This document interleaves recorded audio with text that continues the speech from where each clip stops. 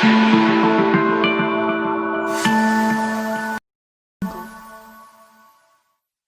so question number 10. A piggy bank contains 150 पैसा coin. Piggy bank मतलब होता है गुल्लक, जिसपे छोटे बच्चे पैसे डालते हैं। पहले मिट्टी के आते थे, अभी भी मिट्टी के भी आते हैं, बट अब मोस्टली प्लास्टिक और टीन इन सब के पिगी बैंक्स आने लगे हैं।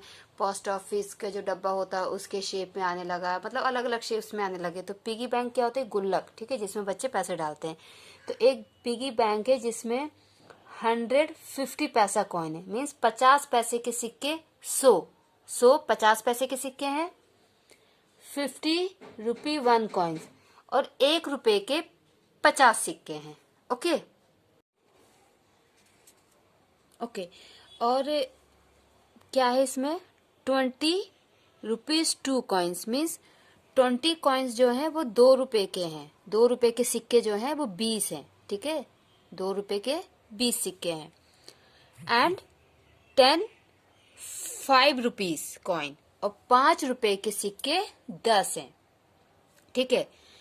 If it is equally likely that one of the coin will fall out when the bank is turned upside down, what is the probability that the coin will be a 50 paisa coin, will not be a 5 rupees coin? ठीक है, तो आपको क्या बताना है कि अगर हम उस गुल्लक में से एक सिक्का निकालने की कोशिश करें उस गुल्लक को उल्टा करके, तो अगर उसमें से एक सिक्का निकलता है, एक सिक्का उसमें से अगर गिरता है, तो वो 50 पैसे का सिक्का होगा, इसकी क्या प्रोबेबिलिटी होगी, और वो 5 रुपए का सिक्का नहीं होगा, इसकी क्या प्रोबेबिलिटी होगी।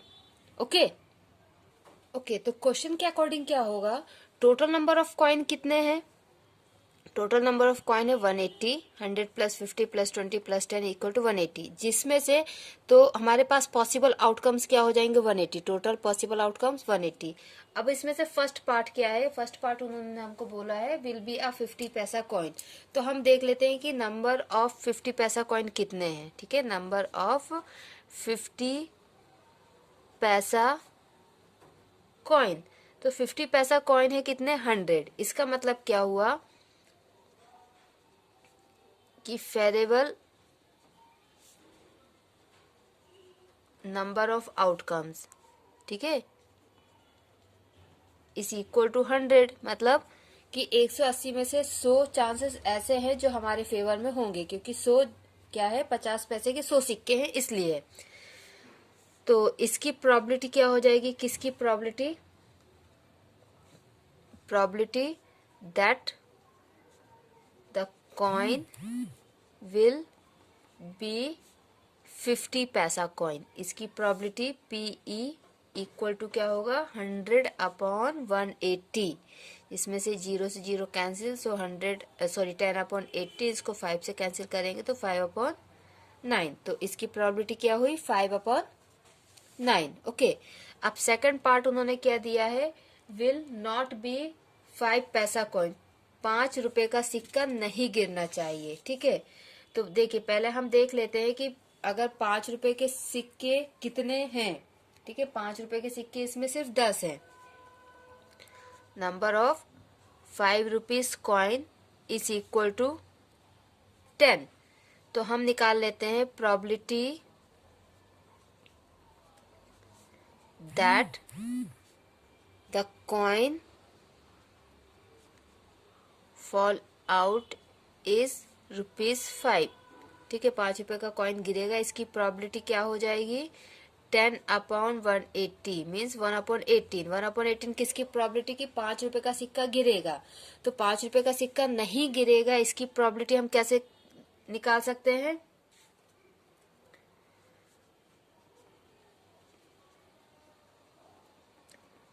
Probability of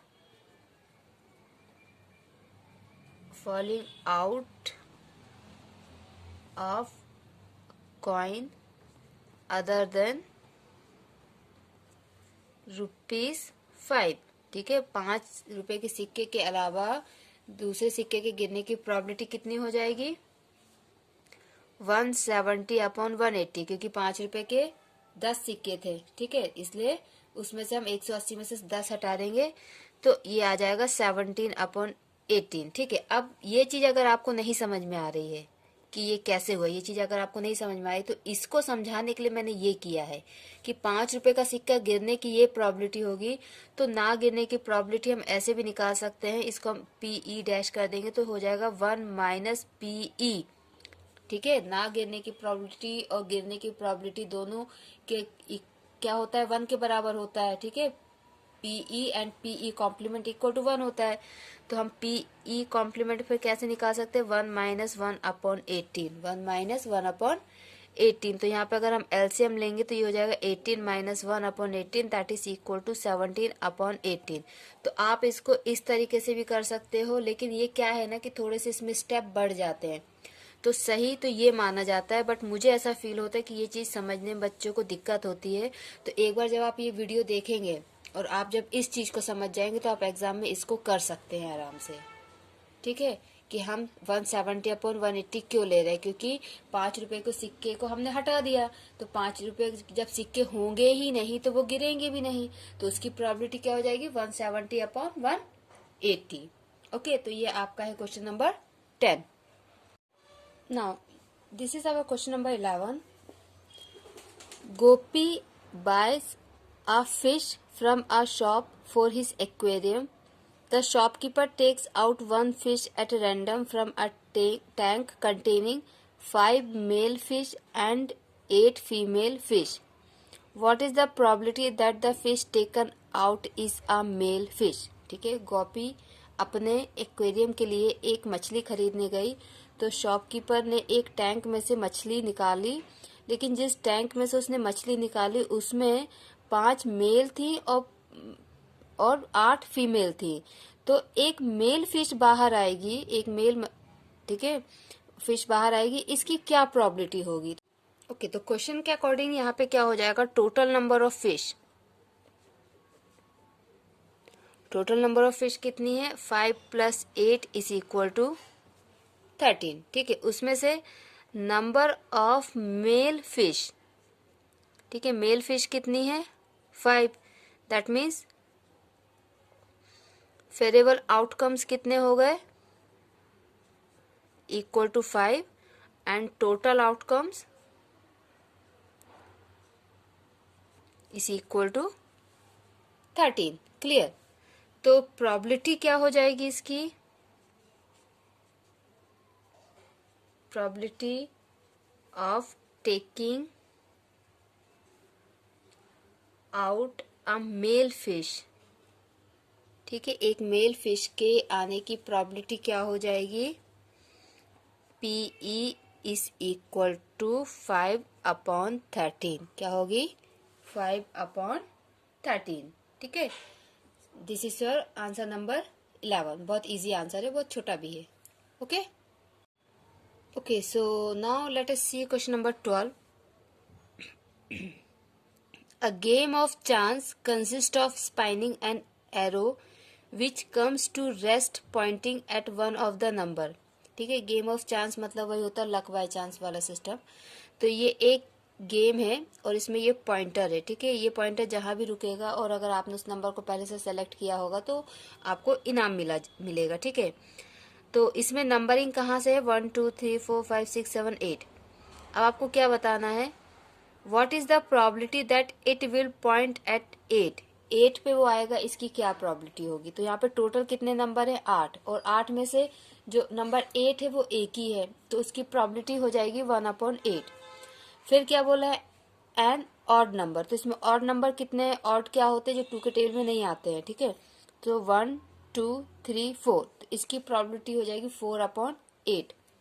a number greater than 2, 2 से बड़े, 1 2 3 4 5 6, ठीक है, 6 नंबर है जो 2 से बड़े, तो इसकी प्रोबेबिलिटी हो जाएगी 6/8। अ नंबर लेस देन 9, तो 9 से तो सभी छोटे हैं, तो इसकी प्रोबेबिलिटी होगी 8/8, दैट इज इक्वल टू 1। ठीक है, ये मैंने आपको ओरली या वर्बली बता दिया। अब इसको हम रिटर्न में करते हैं क्योंकि आपका एग्जाम रिटर्न होगा। ओके,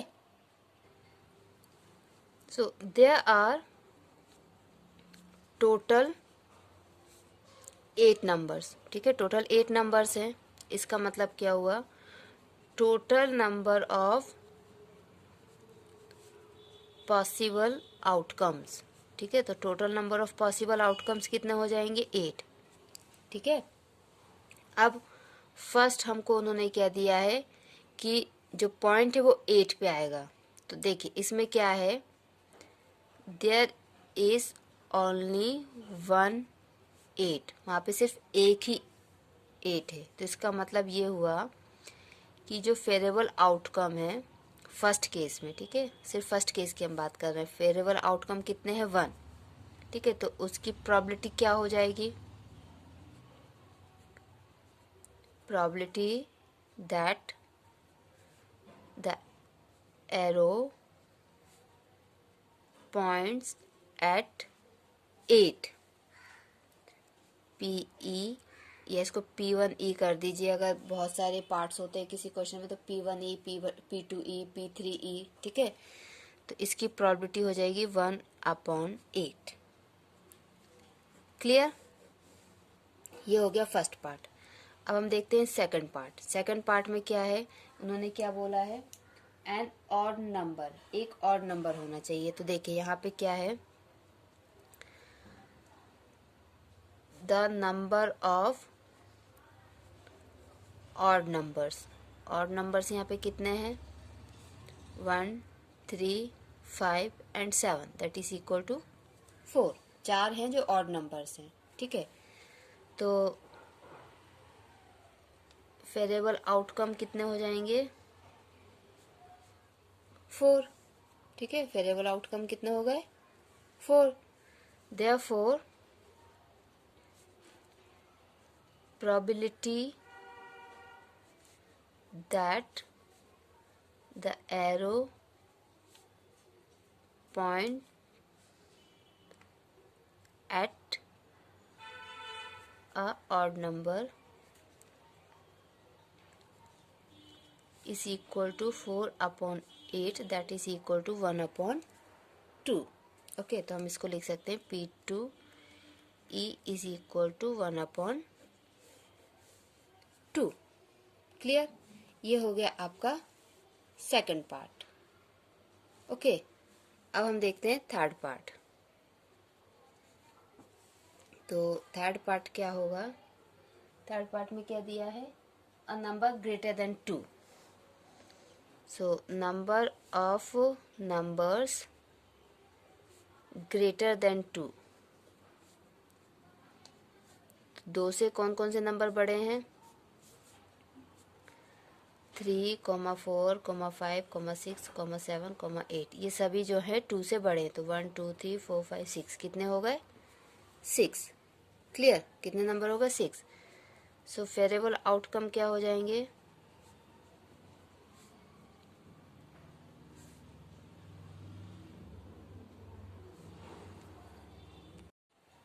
तो फेवरेबल आउटकम कितने होंगे 6। तो इसकी प्रोबेबिलिटी क्या हो जाएगी P3E is equal to 6/8, that is equal to 3/4। Okay, ना फोर्थ पार्ट इसमें क्या दिया हुआ है, a number less than 9। So numbers of number less than 9 is equal to 8। 8 ऐसे नंबर है जो 9 से छोटे हैं। तो फेवरेबल आउटकम क्या हो जाएंगे,